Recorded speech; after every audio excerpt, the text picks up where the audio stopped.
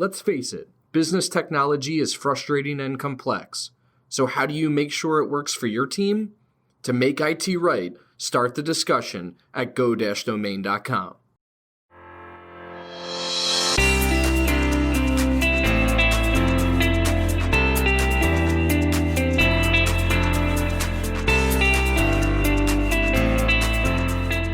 You're listening to Discussions by Domain, a podcast for business leaders. Our discussions may be with people you've probably heard of before, but the majority of our guests are in the trenches, professionals like you and I, with the same challenges and struggles of keeping up in the Northeast. They're implementing strategies, overcoming hurdles. They're leading the fastest growing businesses in our region. My name is Anthony DeGraw, Director of Partnerships at Domain Computer Services, and the host of this show. When I'm not talking with business leaders, you'll hear stories from behind the scenes of Domain and the ups and downs of our own growth journey, as we intend to take over the world. Just kidding. Well, maybe. Let's get into the show. Anthony, I've been thinking about what to ask you. I think there's a lot of stuff swimming through my head, but there was this exercise that we used to put our clients through at my last organization just to get a sense of their service and their offering. And I thought we could start there. So the exercise is, imagine you and I are in an elevator. We've never met before. We're both going up to the 5th floor. I put my hand out, I introduce myself, and you introduce yourself. You say you're Anthony with Domain Computer Services.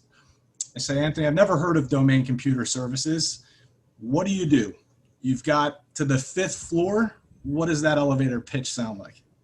Yeah, it's a great question, right? And especially in sales or even being an owner of a business, you need to know how to craft your message to that person and make it powerful to them and actually intrigue them is always what I've liked to do. How do I generate a conversation out of that instead of just blabbing on for 5 floors, let's say?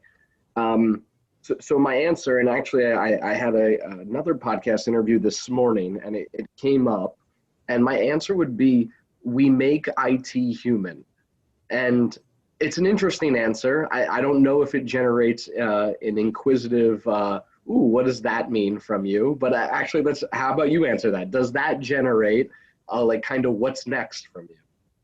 Well, so it's interesting you say that you make IT human, because one of the issues that I'm experiencing is a lack of support. And what I mean specifically is that it feels very clinical. It's all back-end process. I don't really interact with a human one-to-one to resolve my issues. And so, yes, I'm intrigued by that. But what do you mean by you make IT human? What does that mean? Great. So, and hopefully that's the response I get in the elevator as well, right? So then I can go into a little bit more, or I would go into a little bit more about how we think about that. Like, what's the story behind we make IT human, or we make it human, which is really just a play on words, right? And the answer is we make it human in a couple different ways. But I start usually with, our industry, and I put the blame always back on us.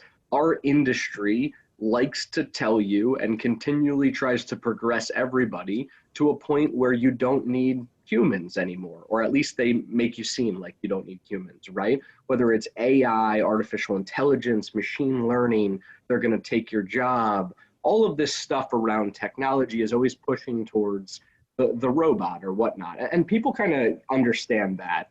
But then it boils down into, so our industry tells us that this is the case, but coming and being inside that industry, we know it's not. And I always say, there's about 90% of stuff that we can do remotely. There's a lot of stuff we can do with the tools that that have been developed over the last 10 years. But with that being said, the way Jeremy interacts with technology and the way I interact with technology is completely different. So the way we'd handle problems or a situation that came up with a piece of software or a hardware device like a laptop are also very different. And even if you stick the same person in the same role at the same company with the same hardware, software, and everything, the way they interact with all of those pieces are going to be different as well, their workflows and everything like that. So the base is to get to the point where understanding that the human is still a big piece of it, connecting with people on the other side, right? We're a service-based industry. We need to make people happy. They need to have a good customer experience with us. And the only way to do that is to include humans into the conversation.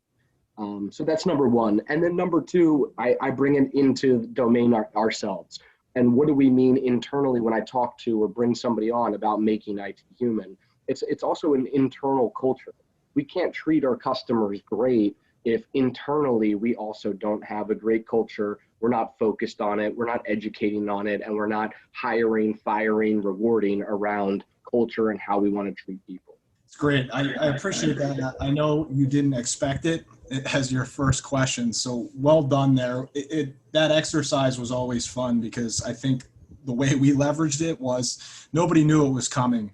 And some of the best thoughts that you get are when you're put in that hot seat right there. So appreciate that.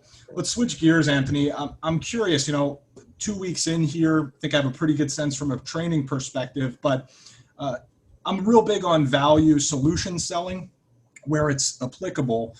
What pain points or what problems, business problems, does DCS solve for its customers? What are the primary pain points that you're solving? Yeah, that's a very, very good question. And I'm probably going to forget some of them, but we're going to try and walk through a couple different ones. And the reason why I'm going to maybe forget some is because you're right, Jeremy, in the way you asked your question. There are business problems we solve. There are technical problems we solve. There are people problems we solve. So I'm probably not going to get them all out here, but we'll go through a few of them and even bring it up. So we'll start with a basic business problem and where domain enters the conversation. So domain enters the conversation usually around 20-ish employees. And why? Like, why would that's a weird number. Why? 20 people, like it's a weird place. Most businesses are probably at probably at $2 million, maybe $3 million in revenue. Probably up to 5 million in revenue, depending how your business lays out. But the reason we enter the business conversation around 20 employees is because the company has either used a what we would call a break fix support specialist, which would be a individual who charges per hour to come fix something that is broken. So just like a plumber, an electrician, or any type of service-based contractor like that, hey, so my floor is broken and I need you to come fix it. And you get an engagement, you charge for it, and you move on. What happens when you hit 20-ish employees is that no longer becomes effective because the amount of requests that you have start to pile up, and that break fix contractor, let's call it, can't handle all of the requests that are coming in. So if you think about that model, I'm at Jeremy's office fixing Jeremy's problems while I have 20 to 50 other clients also giving me a call at the same exact time. I can't service any of those. So that model starts to break down right around there. The second issue, and you have personal knowledge of this same issue in a company that you came from, is that you'll start to see in that 20-ish, 30 people firm that there's an internal employee that just so happened to be pretty good or know something about technology that gets handed the reins almost. And they're either handled the reins to support the problem up front, say, hey, can you try and figure this out? Or do that as step one, and then step two, call Joe or Nancy over here who helps us with our support at reactive, like I just explained. That model breaks down because in IT, we have a concept, and I think other businesses should use it as well, called highest and best use. That employee that you're asking to do that task of fix an IT issue or at least look into it, if you think about it, it's taking time away from what they were actually brought in. I think yours was a project management role that was externally customer facing. So think about through that situation is that woman's lead role was to help customers in their business, not handle IT requests and support stuff for Jeremy when his mouse wouldn't work or whatever the case may be. So that's a business problem we solve right there. We sell to it as well. Is that you've gotten past the point where you need a full IT department. And then it gets into the conversation, well, should we bring this in-house? Should we hire for somebody? Or should we outsource it? And then about 20 employees, it fully makes sense to outsource it. Why? It's way less, it's more cost effective, number one, to hire, let's call it domain or any managed service provider out there. It's way more cost effective. It's going to be less than the cost of one employee almost all of the time. You don't have to think about benefits and paid time off and any of this. You're also getting access to an entire staff of people that are designed to do this, right? So we always say you're not hiring one person when you hire domain, you're hiring 60 people when you hire domain. And we also then you get into the actual role. If you were to bring that in-house and hire, let's say, a level 1 or level 2 IT support person, you don't know what to look for. You don't know what to assess. You don't know how good they actually are. And then not to mention, you're also going to look for more out of them, right? You're just going to get somebody who can fix a problem, but what about strategy and building for the future? So when you needed to, back in COVID times, and still COVID times, but a beginning in February, March, when you needed to flip that switch to getting everybody remote, all 20 employees, how were you going to do that?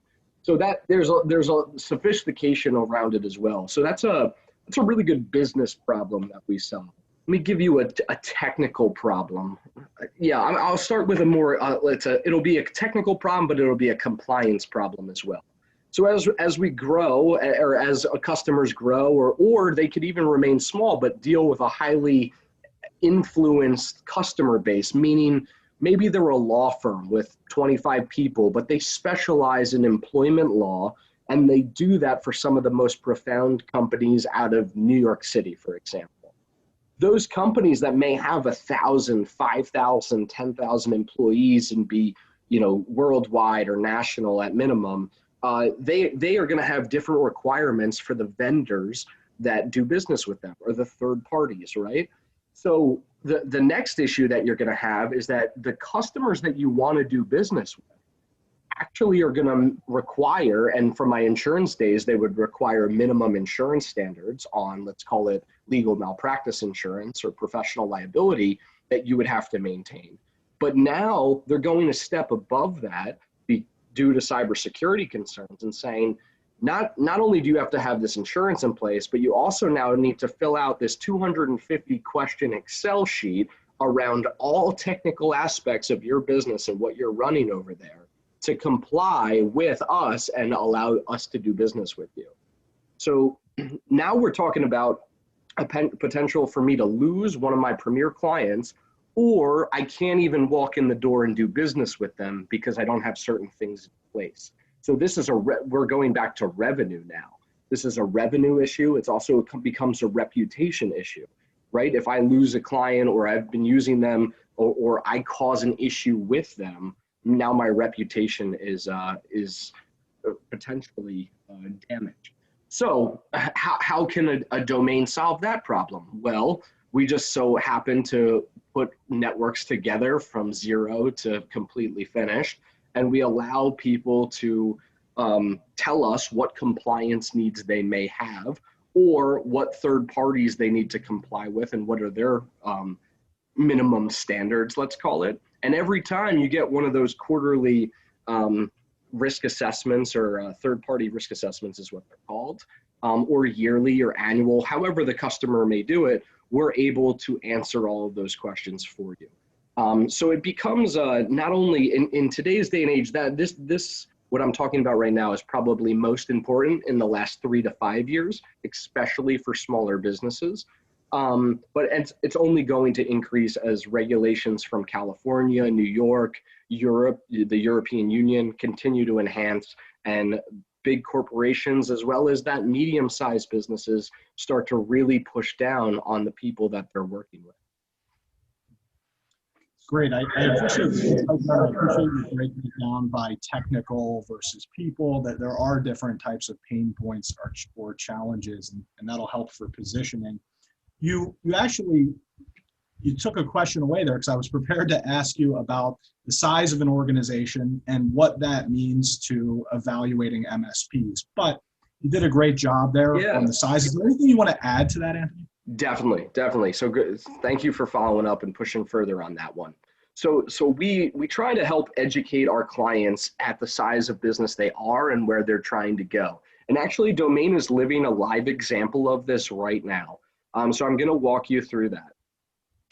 Domain is the managed IT service provider for a biopharmaceutical company based here in Princeton, New Jersey, that was pre-FDA approval and also a publicly traded company for a decent amount of time now.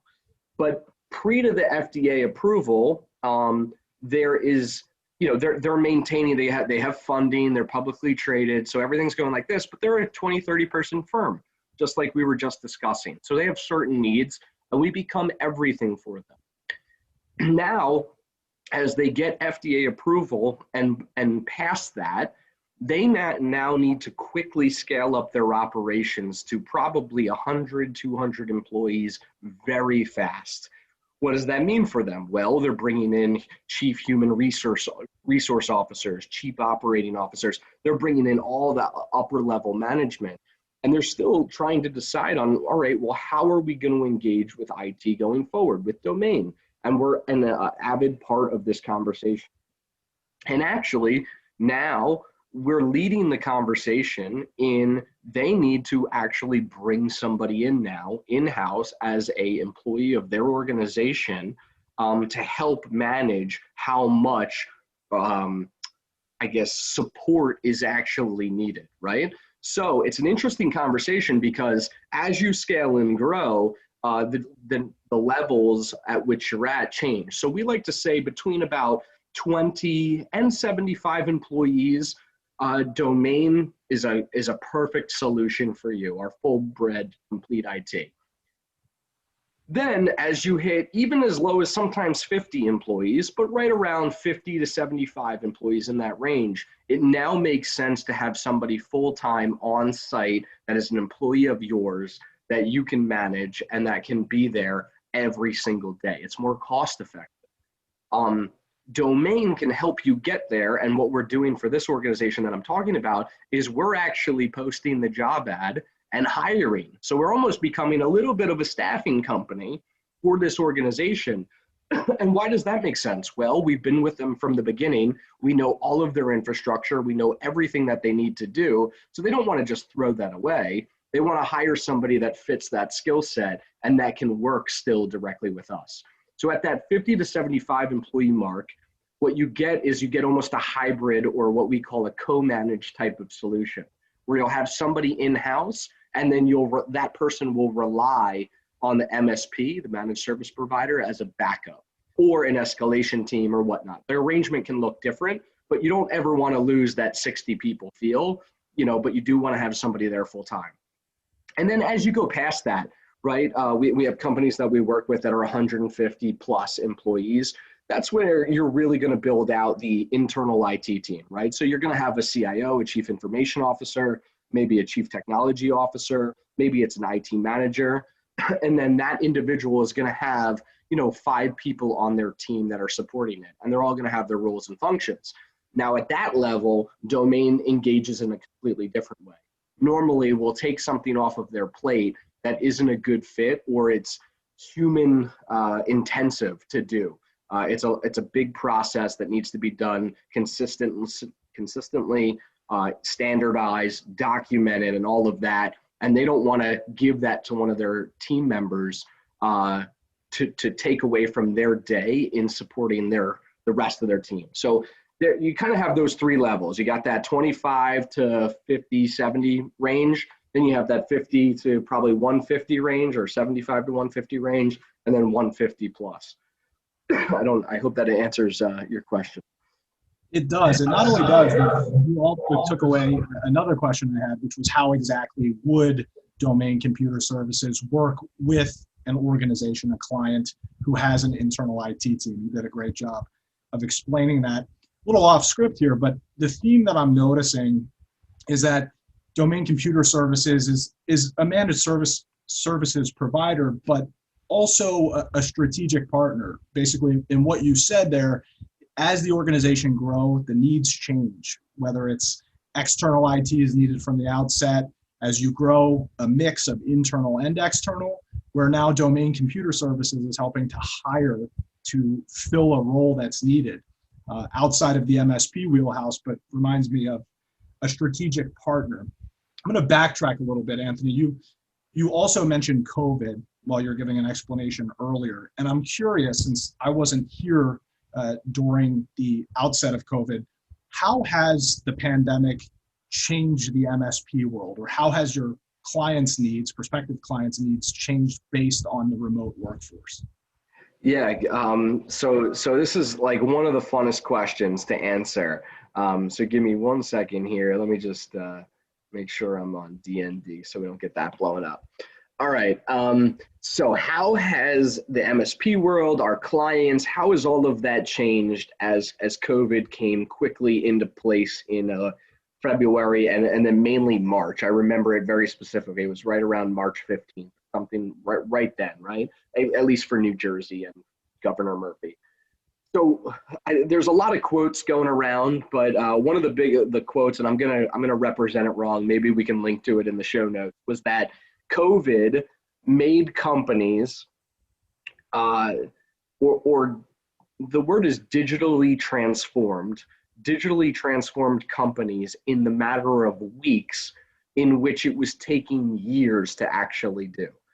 What does that mean? All of these tools, the tool we're on right now, Zoom Communications, which I just read an article today that the CEO of that gained 4 billion yesterday in one day from his stock increasing. But Zoom Communications existed way before COVID existed. Microsoft Teams and Microsoft Office 365, these solutions built for the cloud and remote work have all existed. Companies take their sweet time in implementing these and getting prepared for the future. So there were some companies in our client base that did extremely well. They used their virtual chief information officer to understand the tools that were out there, implement them, phones, scanners, printers, emails, all of these things to make sure that their team could work no matter where it was prior to a pandemic happening. Then there's other companies that were what you would call extremely old school in the mentality of being at the office every single day, only being able to do work in the office every single day. So for instance, I'm an employee, I go to my employer and I can only work when I get there. I have a desktop that I go to and I work when I'm there. As soon as I walk out that door, I can't work anymore because my email and everything that I do is in that office.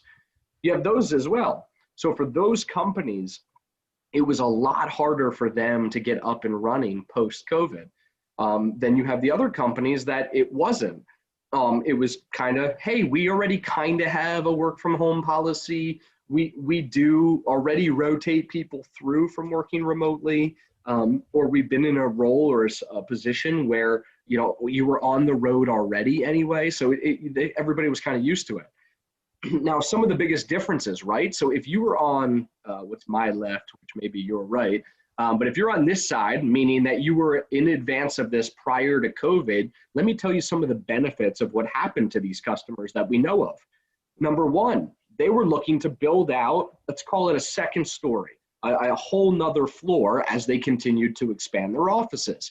Huge capital endeavor, large infrastructure needs, wiring, all this kind of stuff that you would think about in, taking a full nother floor in an office building and building it out to expand your team. A lot of capital that needs to be done. Well, COVID hits, a month goes by, and all of a sudden they give us a call and say, you know what, we're going to completely put that plan on hold because number one, our employees were already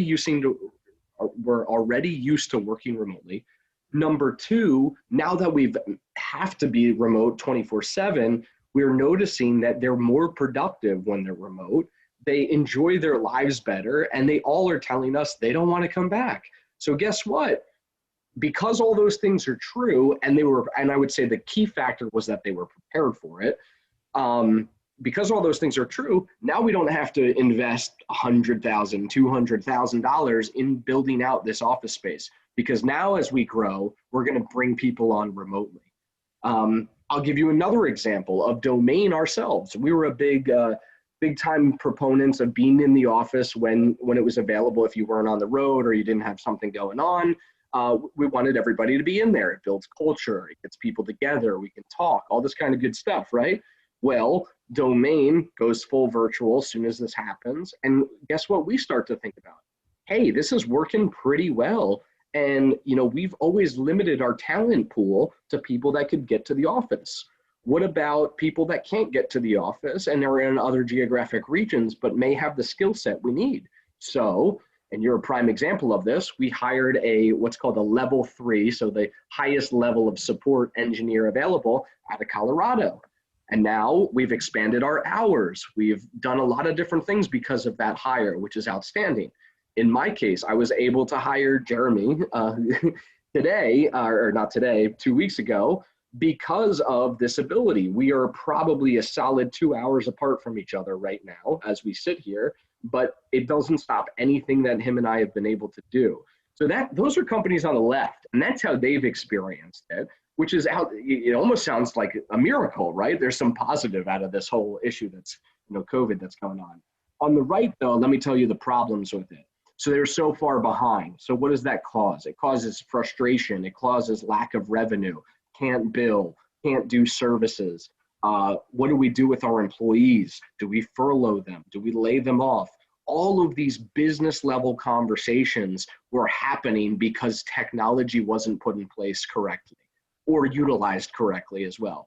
So the only way to do that is to do what I just talked about, furloughing employees, not being able to pay vendors, all of those negative things happened, as well as now in a time of crisis, and revenue's not great potentially for whatever industry you're in, I also now have to lay out capital to get my technology to at least a base level where it can support these people and my job and my business and everything like that. So those are the two ends of the spectrum. And like I said, the digital transformation we've seen in businesses, especially professional service firms, I don't know what else, some people would call it white collar jobs, those types of things, it made some companies and it broke some other ones. Forget the number of years that it mentioned, but it had, let's say 30 years worth of digital transformation took place within the last 6 months. Super helpful to understand. Switching gears here, going back to the prospective client journey, what is the number one frustration prospective clients share with you regarding their current MSP or their current IT situation? It doesn't have to be that they currently have an MSP. Let's assume they might have it in-house. What's the number one frustration prospective clients share with you? Yeah, I think at the highest level, depending on who you're engaging with, but if you're looking at the executive suite and they're the ones bringing you in, the root cause, when we always try and get to, there's always the surface level issue, but what's the root cause of all of this? The root cause of all of it is truly that chief information officer role. And what does that role do for your business? One is digital transformation, which we talked about, or business transformation, right? Where is my company going as an organization and how we serve our clients? Technology is a major part of that conversation. It was yesterday, it's going to be even more going forward. Number two, though, around the same concept is budgeting and strategizing and all of the pieces that come with not getting surprised. A lot of executives will tell you, I'm open to these conversations. I'd be willing to have them. I'd be willing to invest in things that make sense. And it's usually just either a miscommunication. So we find a lot of times internal IT has all the right ideas. They just don't know how to communicate the budget and the business purpose of those solutions to the executive team. So that's an internal IT issue. If it's an external party only, there's usually just not the adequate fit in the role. So what I mean by that is a lot of times a managed service provider will have a salesperson in what they call a VCIO, or Virtual Chief Information Officer role. And it's a terrible fit, not only because they don't know technology, because they also probably don't have the business acumen you need to move your business forward. or they'll have what's called like an account manager, or sometimes it's being called customer success right now, individual. So not specifically a salesperson, but somebody with like an account management perspective of, I'm just going to keep you happy. That's great, but in that role, you need to be able to challenge effectively the solutions that you're fighting for and the budget to get them done. And that person's also not probably going to have such a high level of business acumen to also talk you through those things.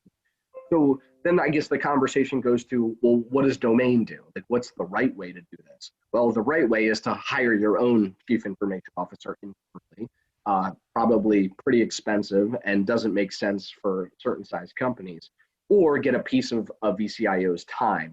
And when domain brings on VCIOs, really they're internal employees that are senior level engineers. So they've reached the highest that they could reach in terms of engineering and understanding of the products and what they do, and how to deliver services. But then they also shown business acumen to be able to talk to you about your business, understand what your employees do, and then understand, all right, this is where we're trying to go, and how all of that fits into that picture. So I would say, Jeremy, right there, that's that VCIO piece, that chief information officer piece, is what executives are looking for. They don't mind spending money to fix things. They just want to know they're doing it the right way, and they don't want it all to come in a lump sum, meaning they don't want a $100,000 bill on December 1st because of things that we missed all throughout the year.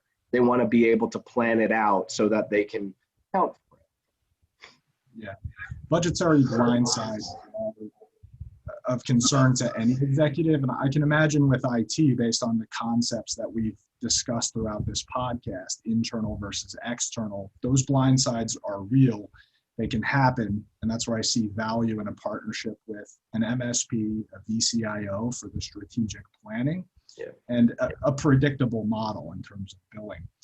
Anthony, that covers the majority of the questions I have around domain computer services. One last question for you here. You've been at this for coming up on 4 years now. You've had a successful run at DCS. What's one piece of advice you would give to, and this is for any organization, but give to a new sales rep starting at a managed services provider?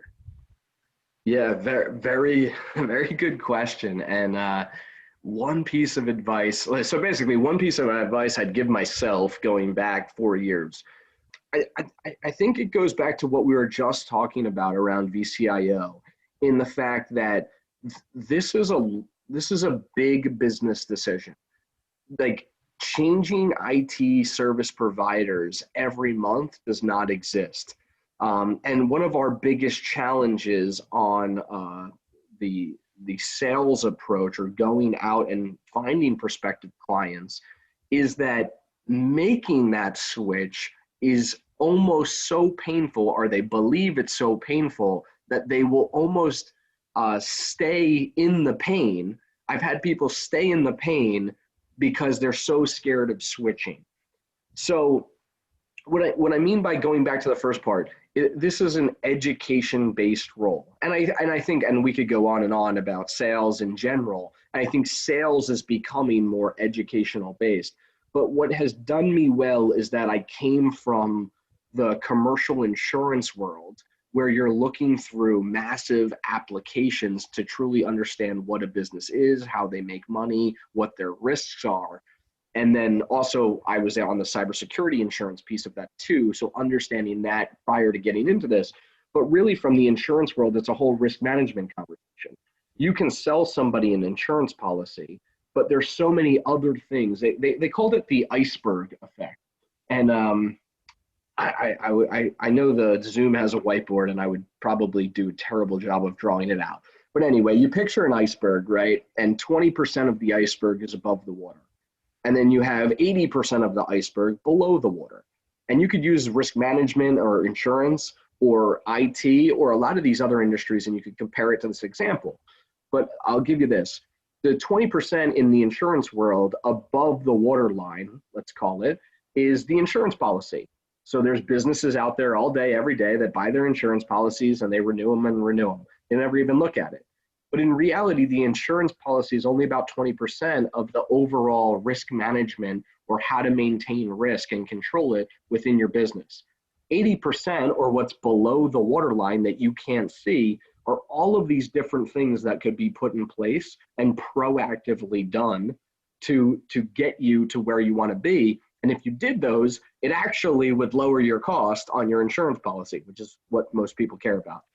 So where I'm going with that is that in our role to approach businesses, we really need to be educating them on the questions that you just asked me, probably going deeper into the way we deliver services and truly like connecting and educating them on what it is that we do and how does that improve their business, right?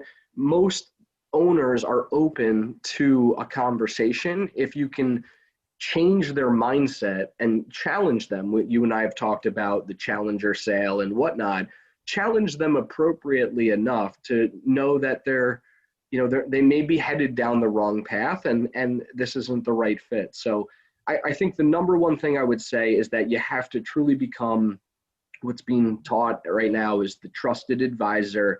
You got to have the business acumen, and you got to be able to educate and know. You don't need to know their business, right? Everybody's business is different. You don't need to know theirs specifically, but you need to know how you can help them improve their business, which is very similar across a lot of the different segments that we work in. Those are the three things. And it doesn't happen overnight. This knowledge did not all come in a year. It did not. It happens over time. But the best way to do it is just to continually learn, right? Continually learn, whether it's books or it's podcasts, whatever the case may be. You can really, with today's technology, funny enough, you can really learn and be inside the head of the executives that you're trying to get to without even having to get to them. You know, it used to be in the past, as you know, you'd have to sit down for an hour or 2 hour lunch with 6 people and ask a lot of questions to get it out of them. Now, a lot of people are just giving away their advice or their thought processes for free on different platforms. And it's just a matter of staying up to date, continually to educate yourself, understand where the market's going, understand how that's going to affect their business, and then be there as the resource when they have questions. Continuous learning. You mentioned all of the great content available to us to do that and to continue to become a subject matter expert. Is there any particular podcast or resource, doesn't even have to be related to IT, that helped you in this role? Yeah, so a lot of my learning, I'm just going to bring up the podcast app on my phone so we can go through some of these. But I gotta say that a lot of my stuff initially came from reading. Reading's a big thing for me, and I'm looking up at my bookshelf right now. So I'm gonna grab some of these and we'll go through them. All right, so I got a pretty good stack. This is gonna make for a pretty interesting podcast episode. Tyler will be very proud of us here. But anyway, hopefully somebody else finds this interesting too and can learn from it. So in this digital world where everything is on here for me, I also have physical books that are brand new and they're sitting directly next to me. So number one, right, we talked about getting inside the head of these people's minds, these executive minds. So who better than, this is Shoe Dog by Phil Knight. He's the creator and founder of Nike. And it's just an amazing, amazing story. Like if I said Nike to you and how do you think it got started and whatnot, you would be so far off. It'd be amazing, unless you knew the story, obviously. But funny enough, Phil Knight, real quick on this, my wife's dream was to go to Greece. And last year for our 5-year anniversary, I surprised her with a trip to Greece. I opened this book in Greece and started reading it. And Phil Knight himself, as a very young man, decided to take off and travel the world and actually named Nike after a Greek god. And I was in Greece reading this as that was happening. It was just so weird, but also so cool. But that's how you get inside of entrepreneurs' heads right there, and how they build and grow their companies is one reason. We talked about the Challenger sale, and I have not read this book yet, but I did get it. This is what it looks like, the Challenger sale. And it is Taking Control of the Customer Conversation. And it's by Matthew Dixon and Brent Adamson of the Corporate Executive Board. So it's based on a ton of research. It made its way through SaaS, or software as a service companies, like crazy, value-added selling. I know you mentioned that one as well. But it's just a way to who succeeds in this role, right? And what do you have to be? And I believe they go through a couple different personality traits of what people think it is, and then what it actually is. And it's not the extrovert who's the people pleaser, doesn't do the best in sales. There's a specific personality profiler called the Challenger who does the best in sales. And I take that on, and I talk to you about this, is we don't, I'm not challenging anybody to be an asshole, or show that I'm right, or because I have an ego. I'm challenging them in areas where I know they're gonna produce a result that they don't want to, and they're gonna be their own worst enemy. And I need to help them get through that, or at least acknowledge that they understand the decision they're making. So that's that one. Next one, a lot of people have talked about, but Peter Drucker, The Effective Executive. That's what it's called, The Definitive Guide to Getting the Right Things Done. And this is a challenge that I think a lot of people have. I can say very specifically that I have it, is when you have multiple things going on, you have new people that you're bringing on, your first time you're doing this work from home thing for an extended period of time, and you're managing all of this different things and have cool stuff like a podcast that you also want to get done. What are the exact things, or the things that are going to move the needle that you need to get done? And I'm not against dropping a ball here or there, as long as the right balls are moving the needle forward. I don't know if that makes sense, but I think sometimes, especially, you're a father, I'm a father, families, personal lives, work lives, trying to make sure the company's doing great, and your teammates are doing great as well. There's going to be certain balls that are dropped, and I'm okay with that. I understand that. I'm not trying to constantly be dropping balls, but as long as we're pushing the needles on the right things, I understand that some of the other stuff that may not be so important is gonna fall by the wayside, and that's okay with me. Here, this is a really good one. So salespeople, this is called The Trusted Advisor by David Master and whatnot, but he's the author of the Managing the Professional Service Firm and True Professionalism. It's called The Trusted Advisor. And I am about halfway through this book right now, and there are some great pieces here. I dog-eared one of these pages, so maybe I'll just read you this quick paragraph. Here we go. A common trait of all these trusted advisor relationships is that the advisor places a higher value on maintaining and preserving the relationship itself than on the outcomes of the current transaction, financial and otherwise. Often the advisor will make a substantial investment in the client without a guarantee of return before the relationship does. In fact, generate any income, let alone any profit. And I've actually seen that come full circle in my career. I have relationships right now that are over 5 years old that I just invested time and energy into, and even money, and they paid off 3 to 4 years later. And I did, and it's hard to say, because a lot of times with like networking and all of this stuff, it feels like it's like a waste. And what I've done is I do all of that, but then I pick out the 2 to 3 people within that specific organization that I really like want to get to know or intrigue me or something like that. And that's wherein I invest the time. And it usually doesn't pay off for a couple of years, but I almost go into it not caring if I get something out of it or not. It's just that I know by knowing this person and spending time with them, I personally am going to grow. And then 3 to 5 years later, it turned into something, which is amazing. So the trusted advisor for salespeople to kind of grow and develop into that role. And then one more here is the standard Thinking Fast and Slow. I don't know if you can see that, by Daniel. Wow, everybody's named Daniel. That's interesting. David. Anyway, that just kind of tells you that there's two ways to think, and it goes through a lot of science. It's a little heavy on the science. It's caused me some trouble in getting through it. But it's pretty heavy on the science, and therefore it just talks about there's different ways your brain thinks. There's two sides of it, and there's times where you need to think slow, and there's times where you need to think fast. So then we'll pivot to podcasts. So I got to admit, my love of podcasts is around a certain subject, and it's sales and marketing. And what I mean by that is I'm always trying to grow and develop within the role that we're in, or that I'm in, and get to the next level. And I want to be able to do things that companies or people that are way advanced of me that are doing. So what I do is I use podcasts to understand how a $50 million, $100 million, $200 million company is executing on sales, executing on marketing, executing on customer experience. And what are the tidbits, or what are the things they learned, or things they failed at that they wouldn't do again? What are those pieces that I can then pull back into our business at, let's call it $10 million right now, right?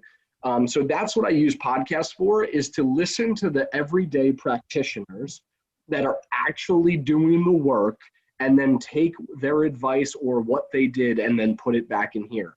One of the biggest examples of that was a podcast, and how to create media and content and interview your best clients, customers, prospects, whatever the case may be. It's a little secret of mine, but I want to be able to be the center of attention. I want Domain to be the center of attention, or the mass connector for everybody in our region. That's my goal. So some of the podcasts that I've been crushing, this one that's not going to be interesting to many, but some it will. It's called State of Demand Gen. And State of Demand Gen is by Refine Labs, and the CEO's name is Chris Walker. And Chris Walker, I believe, is about 31 to 33 years old, so he's in our age range. And he led demand generation marketing inside of a kind of like a medical device type of company. And the point of it was, or his experience is relevant, because his point was, you can't get surgeons on the phone. They're not going to pick it. They were selling into like emergency medical surgeons or something like that. Couldn't get them on the phone. They wouldn't go to conferences or whatever the case may be. And he had to figure out how to get in front of them. And he did two really interesting things, and he did a lot of things, but two really interesting ones. And then he took it and founded his own company and went his own path, which is really interesting to follow. But number one was, as a marketer, he went and talked to the customers. He went on sales appointment. He didn't just listen to sales calls, which a lot of marketers are kind of forced to do with the gongs and even Zoom recordings, right? They listen to the calls and whatnot. Okay, that's step one. Step two is he actually went on the sales appointment, and then if they lost an opportunity, he would pick up the phone and call them. As a marketer, I've never heard of anybody else doing that, which is outstanding. And it allowed him to understand his audience and his needs better. So I know, as a sales and marketing professional, those are things that we need to constantly be doing, talking to the customers, educating the other marketers that are in our business, other salespeople in our business, on how to get better. What are the questions that are getting asked? So interviewing customers. And number two, he went outside and he said, you know what, let me spend the money as if it was my own money. And how would I do it? And through his experience of about 5 years with this one company, and he had others in his belt, he found out that the standard shit that we do as marketing and sales wasn't working. And we just kept doing it because we were told it was working, or that we should just do it. So I'll bring up one of my favorite examples, trade shows.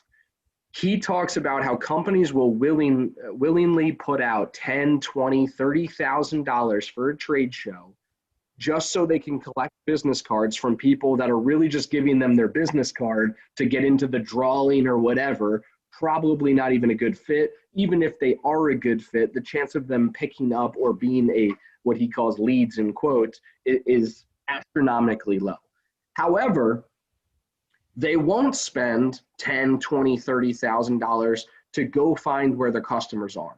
So what he did with a very low budget was go out and understand that these surgeons that nobody could cold call on or any of this type of work, they were engaging in Facebook, they were engaging in Instagram, they were engaging on LinkedIn when they could.